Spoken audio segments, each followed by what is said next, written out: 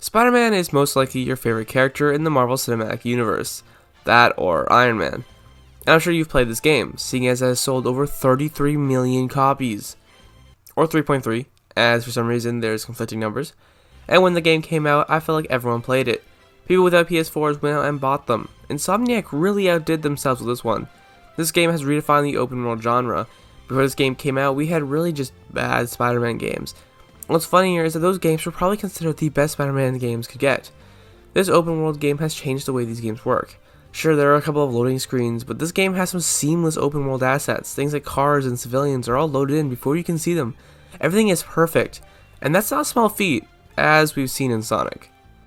The main campaign is quite a long one. It's a game full of emotions and events that never fail to make you love Spider-Man. Personally, I don't love Spider-Man. I think it's a fun story and Peter is always so quippy, but I'm more into other superheroes. But this game definitely makes you feel like Spider-Man. That's something that can't be said for every superhero video game. And that just makes me want to love Spider-Man more. After every movie that comes out, I revisit these games, just to swing around. But let's get swinging with the campaign. So I'm looking into Wikipedia since I played this game a while ago and saved all the footage, and this plot is huge. I mean, holy hell. And when I think about it, yeah, the plot is one of the bigger in the gaming series. And that's one of the very few problems. This plot is a little cluttered. In an attempt to appeal to all the fans of Spider-Man, they added so many villains, and unlike its sequel where we only had a few, this game introduces like 8 main villains, but I guess you need to know the plot before I can complain about that. And so let's get started. Essentially, in the shortest time I can do this, Peter Parker has just taken down Kingpin, in his own building no less, and after this group known as the Demons are stealing Fisk's assets. Soon Mary Jane is on the case, and can I just say I don't really like her? I think this is what I don't like about Spider-Man. No, I might get hate for this, but Zendaya MJ is my favorite. Not because of the actor, but I just find Mary Jane annoying at times, and only in these games and movies. The same Rami MJ has the same problems for me, just an annoying presence. Anyways, MJ and Peter are investigating the demons and come across Devil's Breath, kind of like that stuff from The Amazing Spider-Man. And some of these events are just awesome. I guess this is the plan!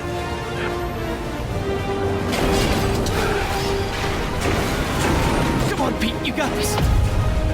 You got this, you got this, you got this!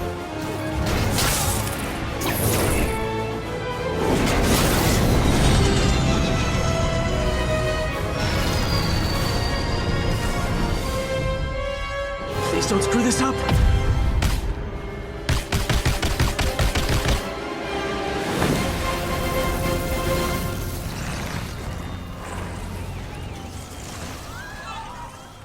We get some help from Officer Jefferson Davis, Miles' dad, and he's awarded a medal and a ceremonial event for the city. Although, during this time, the demons attack, and this is one of the moments that really take you in.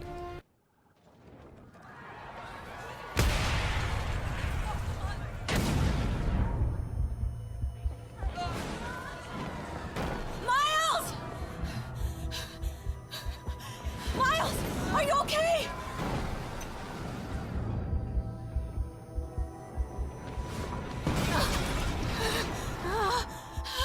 Miles! Miles! Peter! Come on. There are a couple of these moments throughout the entire game, and I'll show you each one of these. They're just way too good to pass up on. And after this, Osborn gets a little scared and hires Sable. Wait. I need to take us off the tracks just to talk about this girl. So give me a minute to catch my breath, as I'm gonna start huffing and puffing. Silver Sable is stupid. Period. Not the character herself, but the problems she brings with our main characters. We first meet Sable after defeating a few demons, and she comes down from the chopper, shooting her twin pistols. And here's my problem. Spider-Man is known to be able to dodge a lot of things, right? It's one of his main abilities. Yet here he is, instantly getting his ass kicked by the grenades on the ground. Now this may seem like a minor problem, and some of you might even be kind of annoyed, but here's the thing where I defend my point. In any superhero game, you should feel badass. Batman beating up thugs, Captain America throwing his shield. When someone shows up and just straight up beats you without effort, it hurts a little bit. And such as Sable, later in the game, Scorpion will stab you, making you high. But shouldn't this just kill you? That's kind of why he doesn't die. Now that makes more sense, his tail is fast and quick, but these grenades? Easy. Plus, we dodge these literally all the time in the game. This just established Spider-Man as weak. Imagine playing Arkham City and suddenly Bane just instantly breaks your back in 1 second. No fighting, just death. And this happened, but in that movie, they fought first. So they just need to have these two be equals. I want to feel badass, not weak. And the way she's just so smug, Since this happens again later, I'll bring this back up, but for now, let's just move. After this, we find Lee being Mr. Negative, since we saw him at the terrorist attack after we defeat him and send him to the dreaded raft. Soon after figuring out mechanical arms, Octa loses all his funding thanks to Osborn, who takes it all away, setting up a reason for a good old Doc Ock fight. And soon he sets off to release all our favorite villains, Lee, Electro, Vulture, Rhino, and Scorpion. And they really don't like us.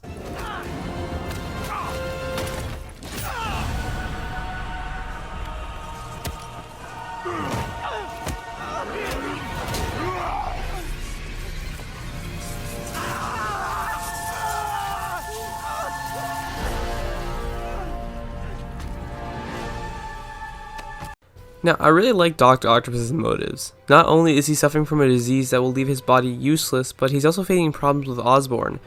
And while I failed to understand what the point of Osborn ruining their work is, it's really cool to see Ock slowly lose his chill. Especially when you realize that he knows you're Peter Parker. Probably the entire time. He was just so nice not to tell you when he saw the suit. We now have to defeat all the villains set loose. And this is another problem. I mean, that is a lot of villains. Lee, Electro, Vulture, Rhino, Scorpion, Doc Ock, Saber, Osborn, that stupid girl who does live streaming, Yuri, Tombstone, Taskmaster, Black Cat, Fisk, Shocker, and even Harry near the end is soon to become the villain. And I'm sure a couple more. We need to cut these down. There are way too many people to keep track of. Of course there should be a few, but I think something like 5 is fine. Not 20. Mary Jane, is tasked with breaking into Osborn's penthouse to get information on Devil's Breath. And can I just say these missions are really bad? There are so many of these sneak around and don't get caught missions that they slowly get more and more boring. But I have to say that they changed it up with set pieces and characters. But it'd be so much better if we had less, that and these Peter missions. I'll talk more about this later in the episode, maybe. After Spider-Man defeats Lee, he is also defeated and we get a pretty good scene.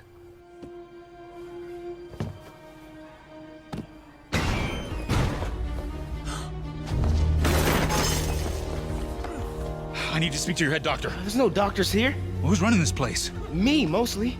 Oh, okay. Well, it's been a while, but I'll do my best. I'll need masks, gloves, whatever you have that's sterile. Thank you. You can thank me by not dying.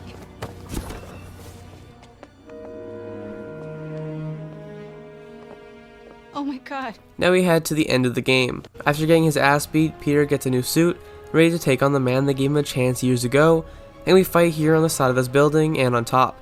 And this fight is so bad. It's just a repeat of the same thing. Dodge, throwback, attack, dodge, throwback, attack. And on the same side, dodge, dodge, dodge, attack, over and over again until you get a cutscene. It would have been so much better if we had a better fight. But what can I say? What does get better is these cutscenes. Just take a look. We have to do what's best for those beneath us, whether they understand it or not. No, you're wrong. You are everything I wanted to be. You just threw it away. And once we're done, we're sent back to celebrate and finish the rest of the side stuff. Wait, what's this?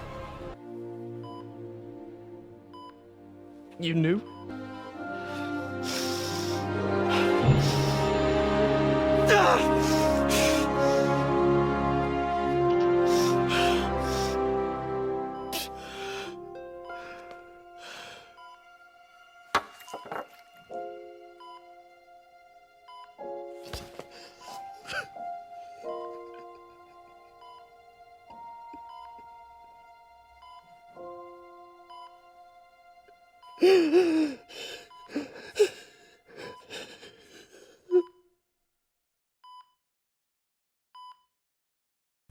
Okay, so that is one of the saddest moments in gaming history and can make a grown man cry. We are a couple of events that happen after the credits, like MJ and Peter, Miles showing his powers, and Harry in a tank, ready for the next game and get that cash money for Venom, baby. I'd like to take a quick moment to tell you that I started a Patreon. Yeah, I know I might be in the wrong here, but I wanted to start one just in case anyone wants to support me on this new channel. We have prices ranging from $2 to $20, and soon I'll start only adding your names when this tier is active, unless you have a really funny comment. For $2 you get a shout out, at $5 you get polls, discords, and more, and if you really want to support me and see the videos early and even choose my next video, $20 is for you. I don't expect any of you to actually do this, I'm such a small channel, but if you like supporting small businesses and want more games and videos, check it out. Link in the description. Thank you so much. I think it's time to look at the gameplay. Spider-Man really makes you feel like Peter Parker, and it's crazy to think how good this game is, and how good the Arkham games were, who are definitely the ones who pioneered the genre. Spider-Boy here is given many different moves. Kicking, punching, and swinging are all in the combat, integrated into the very fibers of the core gameplay. Spider-Man has the simple feature of dodging and attacking, but the gameplay can get pretty interesting. You can slide under people, hit them in the air, web sling, throw people, or even take them down with the instant takedown feature. You can hear yourself with the points in the top left. All these features make you feel like Spider-Man, and yes, I will keep saying that. There are a couple problems though. There aren't many moves to upgrade, and once you do, it's the same combat over and over. It's great to come back and beat some baddies up, but playing the game hours on end will just leave you letting crime happen, meaning that poor little lady is probably getting robbed. You do have gadgets that make the gameplay a little more interesting, things like web shots, electro webs, and impact webs, and banana webs. Okay, I made the last one up, but you get the point. All these are really fun and make that combat system even better. There are new enemy types, goons with gun number 1, goon with gun number 2, and big boy. I'm only joking, but not Sable and demons are all different, and the enemy types are never really a problem. In fact, it's that low amount that makes the game better. It's the ability to beat up goons that makes up for the feeling of power tripping. Let's talk about the open world. I mentioned that this was the genre defining. Then I read this, and now I'm confused. This open world is the only, and I mean that, only open world I like. Open world games are boring and empty, feeling hours of moving around just to play a 10-minute mission. So in this game, it's more like a privilege to have an open world. Let me ask you a question. When was the last time you used the fast travel system? Let me know in the comments below and I'll feature you in the next video, but anyways, that feature is never used, since the swinging is just way too good. You can swing or zip or go through water or holdy thingies, and you can wall ride, everything Spider-Man should be. And the open world is never loading, it's all here. The cars and the people, squirrels and graves, they're all here, and it makes New York so vivid. There was a lot of side content that you could do if you wanted to get 100%, but who would want to do that? Oh, so I got everything in the game, and I mean everything. I first got the platinum for the game. This involved stopping hundreds of crimes, finding all the backpacks, collecting damn pigeons, and oh, so much more. The side content are all pretty generic, but they're interesting enough to have a high platinum percentage. But after all this, I still wasn't done. There is DLC in Spider-Man 3 to be exact, and I scammed them all. So I paid for PS Plus Premium, and Spider-Man Ultimate Edition is on the menu. But I own this game in real life. In fact, it's in my hand right now. So I downloaded the game, and before it finished, I deleted it. And boom, just like that, all 3 DLC were downloaded for free. And if I lose PS Plus, the DLC won't leave since it's on the game now. Though I did have all my DLC uninstalled at some point. Wow, really makes you think if those two are correlated. Anyways, these DLC are pretty interesting. You have Black Cat, Sable, and Yuri stuff, with the main villains being Tombstone, I think, and Yuri for some reason. These are worth it if you only want to have some more content for Spider-Man. You can collect a bunch of different items in the game, and see them all in your collections tab. And all these backpacks I picked up, those all have voiceovers and history, and that's just great detail. You can also read up on your favorite Spider-Man characters, but for some reason none of the DLC characters are here. I don't really know why, maybe they just forgot about it. There's an entire skill tree to unlock, and each of these upgrades makes sense. Gadgets can be upgraded and unlocked, all via tokens you get for all the events in the game. And then when you get to the part where I really don't like, personally, customization. There are just a few suits to play with, nothing much. And each of these, excluding DLC, comes with ultimate abilities, like Web Blossom that instantly defeats everyone and is so overpowered, or Equalizer where you can instantly defeat everyone and is so overpowered. These videos can make the game feel a bit too easy, but of course you can choose not to use, and some of these are so simple or not helpful they don't matter. I think it's time to close the video off, so let's spend some time going over some final thoughts. Spider-Man 2019 is a game that took the world by storm, and with recent events it seems that the games will need to follow the footsteps of Spider-Man and Batman to conform this new style of game. The arcade counter combat is perfect for Spider-Man, and I really hope we get to see more, like in that new Iron Man game coming out, eventually. If this game was anything like Gotham Knights or Avengers, it wouldn't be done so well. The fighting is fluid, it feels well, and it feels like Spider...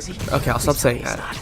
But this game has enough stuff to do and combat fun that I played it several times, and if it was all boring, I'm telling you this video would be in a different light. While I feel like I might have said a lot of negative things about this game, I want to clean it up right now. I really love this game. It's not a perfect game by any means, but it's so good that it made Spider-Man another $1 zillion. The main campaign has so many touching moments, from goosebumps to tears. This game has it all, and every villain, way too many, has a reason to be here. The open world is insanely good, and while some will disagree with me on the fact that this open world is genre defining or innovative, I think it should be the standard for all open world games. A fast travel, fast movement, no loading screens, and more. Spider-Man came in swinging, and hit hard with an 87 out of 100, which if you've seen my other videos is quite the compliment. The main things that make the game so compelling are its amazing open world, jaw-dropping and touching story, and great combat mechanics that make you pick up the game for a couple of hours guaranteed. While the cons are way too many villains, please pick a couple and not the entire rogue gallery, but this seems to be the trend with these games, and weird Peter face, but that's mainly a joke. Mainly. This places the game at the very top of the charts, above the infamous Garden Warfare 2. If you like that video, then check this one out, and if you want your name here, check out my Patreon. If you want to have your comment showcased somewhere here, leave a funny one down below, and with that, stay intelligent.